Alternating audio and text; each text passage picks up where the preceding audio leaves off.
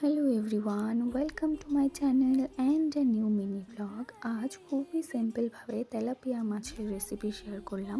So প্রথমেই মটরশুঁটিগুলি ছাড়িয়ে ready করে নেব। এরপরে মাছের ঝোলের জন্য কেটে রাখা পেঁয়াজ, টমেটো, কাঁচা লঙ্কা একটি মিক্সিং জারে দিয়ে ভালো করে গ্রাইন্ড করে নেব। তারপরে লবণ হলুদ মাখা মাছগুলো গরম তেলের মধ্যে এক এক করে উল্টে পাল্টে ভেজে নেব। ভাজা হয়ে গেলে সেই তেলেই 1 চামচ গোটা জিরে, এরপরে মটরশুঁটিগুলি অ্যাড করে দেব।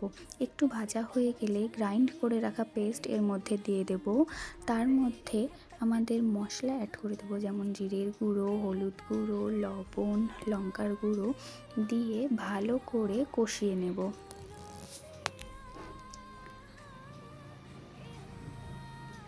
ভালো করে কষানো হয়ে গেলে যতটুকু ঝোল খাবে সেই পরিমাণে গরম জল দিয়ে এক এক করে মাছগুলো দিয়ে দেব।